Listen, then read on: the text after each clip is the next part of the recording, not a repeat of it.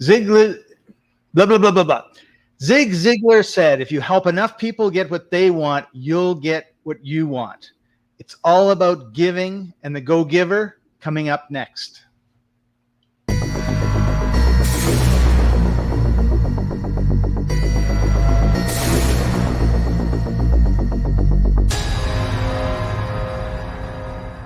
Scott, I think we're live.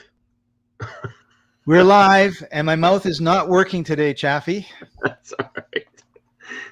It's Zig Ziglar, and my mouth just went. Bloop, bloop, bloop. I was like, "Oops!" Zig Ziglar, one of the top world, I think, all-time sales trainers. Absolutely amazing fellow. I think he passed away. I don't think he's still with us. He did, and I was fortunate enough to see him live and speaking when he was with us. And that quote that you mentioned is one of my all-time favorite quotes. It ranks up there with a couple other ones, only that it's like my top three. So it's one of the founding foundations that I look for running my business, as well as when I work with other individuals, to see if that's part of their foundation in their business as well. And a book that just came out recently within the past, I don't know, a handful of years, is what you had mentioned as well, which is The Go-Giver. And so we're going to talk about that. Yeah, I want to talk a little bit more about Zig Ziglar before we move to The Go-Giver. And that's and of course this is another thing that Chaffee and I discuss what we're going to talk about, and then when we go live, because we never talked about Zig Ziglar, and it popped into my head as the lives button came up. But giving is a really interesting word, because I think most people don't understand it. And for me, the definition of giving is, and I hate using the word give in the definition, but I can't figure out another way of doing it, but giving something to somebody with no expectation of getting something back, right? So a lot of people will say, you know what, I just give and give and give in this relationship, and the other person just takes and takes and I get nothing. Well, that's not giving. Giving is when you give and give and give in the relationship, and you're happy to give them, and you're not counting how many times they have given you something back. And I think that's a problem that a lot of people have, because I'll do something for somebody and I expect them to do something back for me. But then I use the word give in it. And it's like, no, you're not giving. That's not charitable. Like giving to a charity, I'm giving money to a charity. They're going to go and they're going to feed a bunch of kids in Africa. Well, I don't expect the kids in Africa to come and give me anything, right? That's a true type of giving. Now, I believe also that the more we give, the more we get. And the fact that if you give from your heart and soul freely, there's a lot of good feelings and karma and all that sort of stuff that comes from that, right? Like when you give something to somebody and you know that you see the joy in their face, those things are priceless. But I think most people are thinking, if I give you $1, I expect you to give me $1. And that, to me, is not the way it works. Although what I find is the more I give, the more I get, but I don't necessarily get it from where I gave it, right? So you could say, hey, Scott, I need $20 to take my wife out for lunch, and I'm a little short right now. Can you give me the money? And I say, yeah, here you go, Chappie, no problem. Talk to you later. And then walking down the street, there's a $20 bill or a $50 bill laying on the ground, and I pick it up, and it's like, oh, that's kind of cool, right?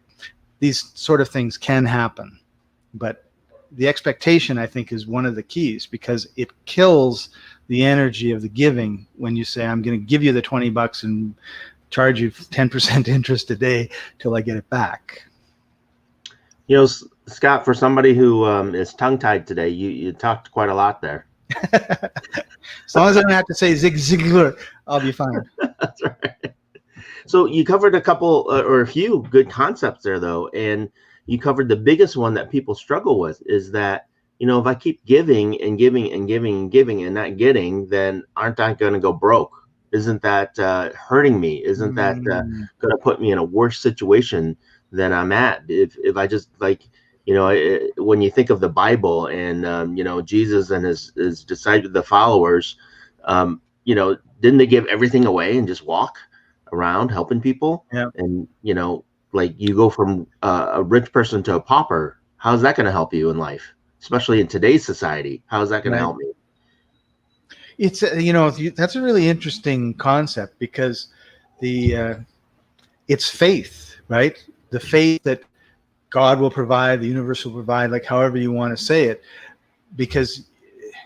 and the faith, I think, decreases when we hang on to, say, that job that we hate. It's giving us ulcers. It's making us sick, and we're going to have a stroke and a heart attack because of all the things that happen, because we have this job that we can't stand, the stress and everything else. But we don't want to let go of it because, hey, how am I going to live without this job? Yet every day, the birds fly around and they have usually enough to eat. Sometimes they don't, right? But it's not 100%, because there are places where there's no food for them. But it brings up a lot for me, because one of my big influences was a guy named Levin Levinston, and he started something called the Sedona method. And he was an engineer. He had cancer. Nobody could help him. They said, you got 6 months to live. Good luck. And he said, I'm an engineer. I should be able to figure out this problem. And I don't know what he did, but he figured out the problem, and he didn't have cancer. And the part of his story that really stuck with me was, and of course, this is like, I don't know, 1950s, 1960s, 1970s, and around there somewhere, is he decided to go around the world. So he left home with no money, and I believe no passport. I'm not sure. And he went around the world. And what happened was, someone drove by and said, hey, where are you going? Oh, I'm going to the airport because I need to go around the world. And then they drove him to the airport. And then somehow he got on a plane, and somehow he got here, and somehow he got there. And he had an ego, because when he got back, nobody believed him. So he did it again. Right? And that really influenced me. It's like, you can walk through life not needing the paper, right? And so part of my journey, I'm in Colombia right now. I'm Canadian, and if you've been following me for the last 4 or 5 years, I've been all over the place, and on 5 different continents actually, and many times. I can't say I've done it like he did with no paying for anything, but an awful lot of my travels are, I don't want to say free, but I don't pay for it, right? Like, I do house sitting, so I end up staying in a house for a month. I don't pay the rent. I look after the cat, and it's an exchange, right? And I'm sure that if you talk to Mr. Levinson, he would have said that he gave stuff or ideas or training or teaching to people that he met, and he gave value to them, and then they gave, and they helped him along on his journey. But part of my whole thing was kind of in the back of my mind, like, how can I travel the world for free, right? And it's different than traveling at $1,000 a day budget, because you're staying at the ritziest hotels. And that, to me, I have no interest in that. I want to be in the communities and experiencing the communities, not experiencing the tourist spots. Although I do experience some tourist spots, because you go someplace and you go, wow, that's really nice. I want to spend some time there. But the majority of it is kind of in the neighborhood where everybody else lives, not in the tourist area where the tourists live. So I don't know if I just went off on another tangent on you or not. You kind of did, only. That's all right. I was just waiting for you to finish. I'm finished. So I'm not sure. I'm not sure if he actually got to the root of it. Only what you did mention is that there is an exchange, right? Yes. So the exchange is that in order to receive, in order to get things in your life, you have to give, right? And here's the big challenge, is that a lot of times we're taught that in order when you grow up, you're taught, oh, you can't take that, it's too much. Like, we're taught that you can give, only when people give you stuff, then it's like, oh, you can't receive it, oh, you can't take it, oh, it's worth too much or whatever. And that to me was a big thing to get over with in my head, is that I had to understand that in order to give, I have to receive. And so that's an exchange that happens. And what happens is, as we were saying, a lot of times people think of give all the time, and they somehow they grew up blocking that receiving function, and or they expect to receive, as you said, from the person they're giving. And that exchange doesn't necessarily happen between the person you're giving to. Again, you don't the expectation shouldn't be that you're receiving from them. There is an expectation, though. The expectation is that the more you give, the more you will receive, and you have to be open to receiving. And so that's the challenge sometimes, is a lot of people are not open to the receiving part of the giving, and so they give, and they expect. And because of their expectations of receiving from the person they give, and then blocking out the receiving of everything else, that's what causes the trouble, right? And so again, when you understand that there is an exchange, a flow of energy, that in order to receive, you must give, and that receiving doesn't necessarily come from the person you give to, it just comes from other sources, other areas, other things just start happening. When you're open to that receiving, that's when these miracles start to occur, right? And so the more you give, the more you're going to receive, and the more receptive you are to that process, that flow of energy, that's when things start to happen. That's the secret of Zig Ziglar. That's the secret of the go-giver, and everything else that refers to about giving in life. So you're on mute, Scott, by the way. A plane flew by, and I didn't want us to have to listen to it. You're absolutely right. What you said was very profound. It really was, and it's really. So here's. Let me give you an example. I just cut you off, so let me give you an example. Is that yes? Give us an example, Chaffee. Give us an example. In this world of sales that we have, right? So a lot of times people are selling, and people hate selling, and so they feel bad about selling, right? And so that's, and so when they're selling things, they feel bad about it, and so they're not as receptive to receiving money, because they don't want to sell things to people, right? And so they don't sell their product, or they don't sell their service to their utmost potential, because they're against the selling concept, when in reality, selling the right way, right? When you have a product or service that can help somebody, that can change their life, that's you giving them an opportunity to take that advantage of that product or service that you have. And in return for you offering that opportunity to them, they're going to give you something in return, which is money, right? And you have to be receptive to that money. You have to, because it's your business. It's the thing they're selling. So, that's the exchange that can happen. And sometimes, that money might not come from that individual. It might come from, their friends, their family, their parents, their relatives, or somewhere else. Or what's going to happen is that you're going to give them more services than they paid for. And in return for that, they're going to refer you to a whole bunch of other people that are going to come to you. And again, that's more receiving, because you're giving more, right? And so that's what we call over delivering, and that spreads the word out, and comes back to you in droves, and builds a good reputation for you. And so that's an important thing to know in sales, is that when you have a product or service you love, you believe that will change somebody's life for the better, then you have to go out and you have to offer it and give it more. And the more you do that, the more you're going to receive. And that's the foundation of what Zig Ziglar was saying. Right. So you had mentioned, and we really had wanted to talk a little bit about a book called The Go-Giver. And you're more familiar with the book than I am.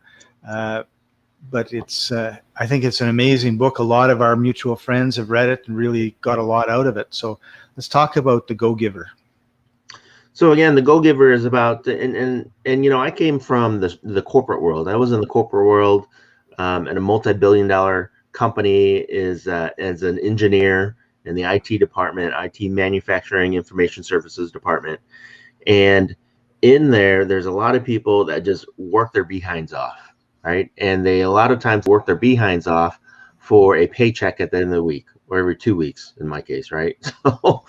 So you get a paycheck and you work and you work and you work and you work and you work and you sometimes you get in the cycle and you never feel like you're getting ahead. You feel like you're stuck or you're just moving so slowly. And entrepreneurs, when I went into the business side of things and started my own business and started working with entrepreneurs and small business owners, that feeling again is prevalent, which is that you're working, you're putting more effort in, you're putting more time in. Also, next thing you know, 60, 80 hours per week, and you're just not getting ahead and you're not moving forward. And so that's how the Go Giver kind of starts, is with an individual, and he's working really hard, only he's not really making progress in his business and his life. And in that book, he ends up meeting certain individuals that instill in him this concept of giving. And at first he doesn't understand it because he's working so hard. He's like, why should I give stuff when I'm working so hard and it's not working for me? And so once he sees that in action, the process of giving, and sees how it made certain individuals so successful, and then he starts implementing it in his life and in his business, that's when his miracles start to occur. And so that's what that book is about the Go Giver, right? It's about we talk about the what do you say it, the person that goes hard and what do you call that, Scott? It's not the Go Giver, it's Go Getter, right? The Go Getter, yes. The Go Getter all the time. And so you go get it, you go get it, you work, and you don't make progress until you become the Go Giver, which is when you combine that effort, when you combine that hard work with the concept of giving, with the concept of helping other people. And we said it many times on the show, Scott, it's with the concept of having a servant's heart, right? And helping others. And so combine those two strategies of working diligently and helping others and giving to others. That's when you start to see results, and that's what that story about the book is about. And it's a great book. It's a really short read too, so you can read it in an hour or two and just absorb the concepts in there. Yeah, I have the page up here, and actually I'm just going to share it because I think it's worth people seeing it. If I can. Yeah, this is it. So there it is. This is the audio version because the book didn't actually have any description, which is really weird. I see a black box. You see a black box? Oh no, did we lose Scott? I see you. I hear you. Oh no, I lost everyone. Well, you should be able to see the Go Giver. And I lost you, Scott. No, you didn't lose us. Sharub, wave if you can hear me. Oh, there you go. There you go. I see it now. All right. So I just wanted to read the bottom paragraph because I really thought that sort of said it all. Imparted with wit and grace, The Go Giver is a classic bestseller that brings to life the old proverb, give and you shall receive. Nearly a decade since its original publication, the term Go Giver has become shorthand for a defining set of values embraced by hundreds of thousands of people around the world. Today, this timeless story continues to help its readers and listeners find fulfillment and greater success in business, in their personal lives, and in their communities. This expanded edition includes a text of the original business parable, a new introduction, a discussion guide, and a Q&A with the author. Authors, two people, Bob Berg and John David Mann. So I don't know if I can make a bigger, no. So there you go. And I think one of the things too, so basically what we're telling you today, everybody, is if you look at your life and you're dissatisfied with it and you don't know what to do, start looking at how you can give, and it could be go down to, find a local charity, find a food bank, something like that, and start giving them a few hours of your time and watch what happens. Everybody that I know that's really successful spends some time giving back to the communities. And it's a really important thing. And I also, again, want to follow up with the concept of being open to receive, Scott, because again, you can give, and until you have nothing. And if you're not open to receiving, then you're not going to be able to give anymore. You've blocked that flow of energy, and you're not going to be able to give because you won't have anything to give because you didn't receive more things so that you can give more things, right? And so it's a very important concept of receiving as well as giving in it. And I want to make sure that we stress that point. It's not just about giving and giving everything that you have and giving your all and giving until you're dry. It's giving and receiving, and that receiving part of it, it's sometimes people say it's multiplied, right? The more you give, it's multiplied the amount of things that you receive or can receive. And as long as you're open to that receiving, open to the opportunities that present itself to you, and that's what happens, Scott. That's why people sometimes don't recognize or realize that that they're blocking out the reception, is because it comes in different forms. It doesn't come in the form that you recognize. Sometimes it comes in opportunities, the form of opportunities, and it's up to you to accept those opportunities. And you say, oh no, that's not good. Oh no, that's not good. Oh no, I don't want that. Oh no. You've just blocked all that receiving, and you've closed your opportunities. And so it's like, it's like work. If you're working, you do a good job and people recognize that, and you get all these other job offers, and you say, oh no, I'm working, right? I'm working. And you turn down all these other job offers without at least taking a look at them and exploring the opportunity. You've just blocked out all these, and you're stuck in your job. You're stuck in your rut. You're stuck in the position they're at, and you're not moving forward at all. And so you got to be open. We got to be receptive to that, those opportunities. Now, doesn't mean you have to take every opportunity. It just means you have to be open to them and receptive to them, and at least look at them. Something I think that's happened to every one of us, and is a good illustration of your point, is we have a gift that we want to give somebody. Small thing, big thing, doesn't matter. And they say no. How do you feel?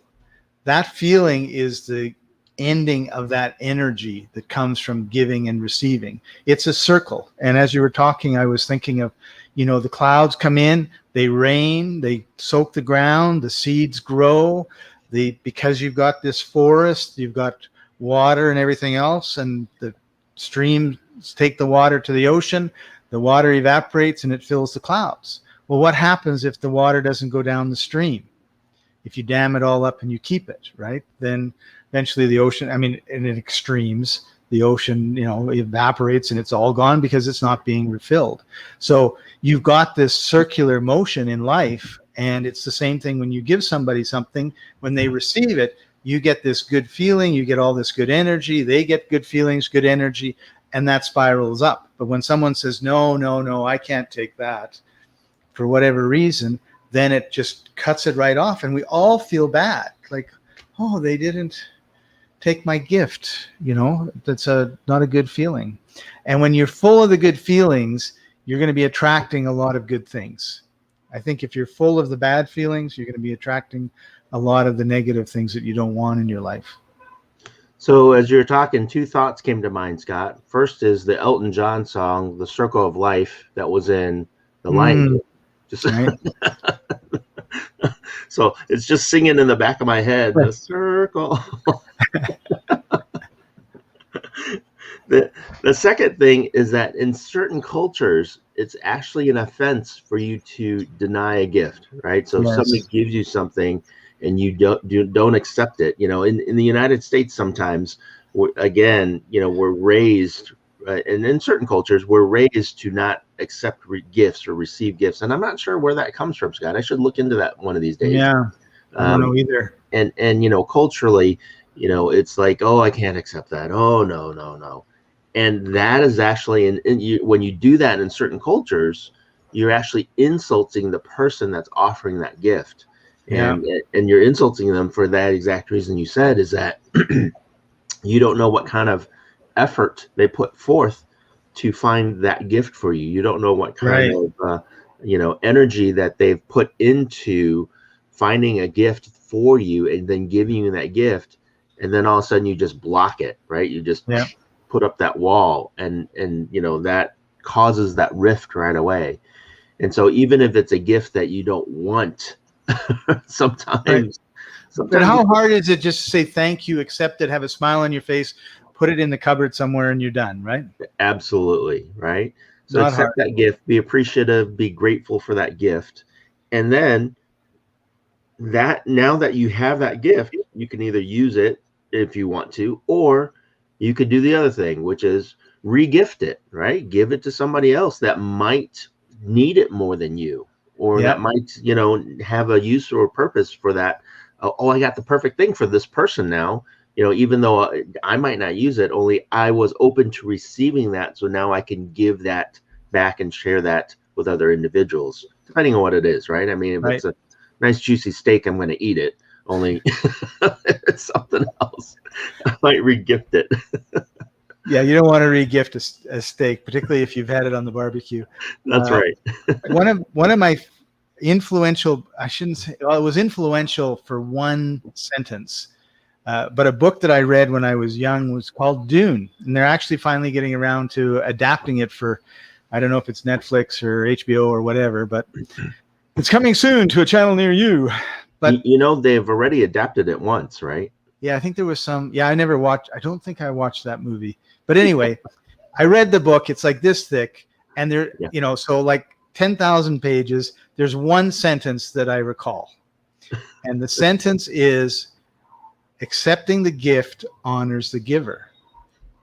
So they would, and I don't know if they said that when they exchanged gifts or whatever, but there was just this one point where somebody gives because it's all political intrigue and whatever, wars, and then someone gives somebody a gift, and then he talks, like the narrator talks about how important accepting the gift is, and because when you accept it, you honor the person that gave it to you.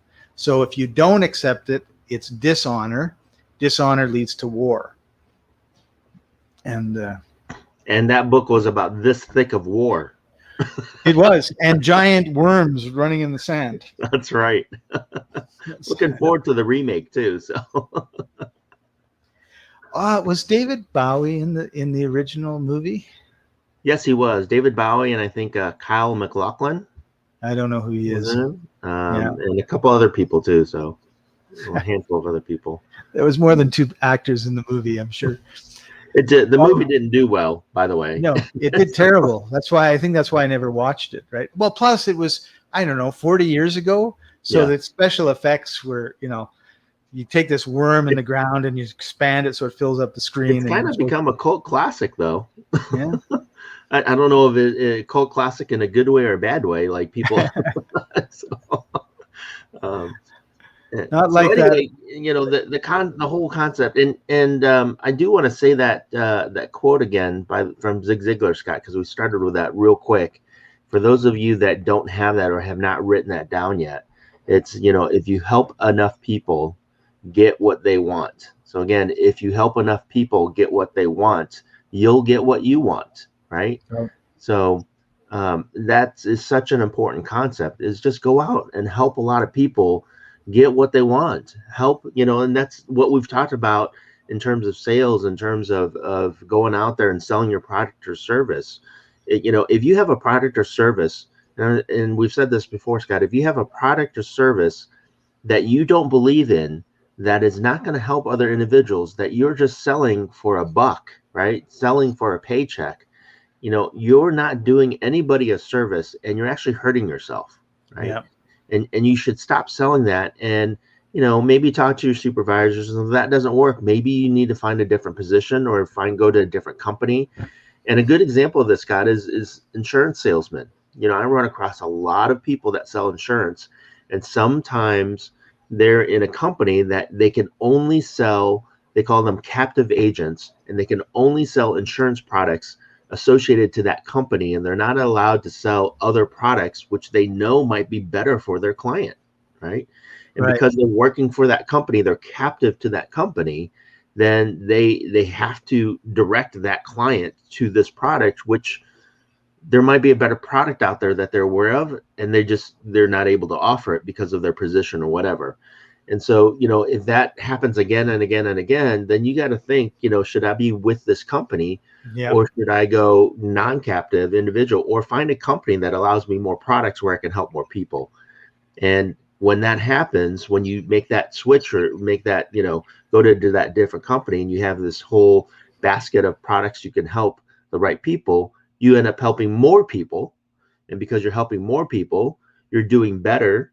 And because you're doing better, now you can help even more people. And so that's how that cycle happens, versus being limited to just selling certain products to certain people because of the company that you're in, right? Yeah. I think that's a good place to stop.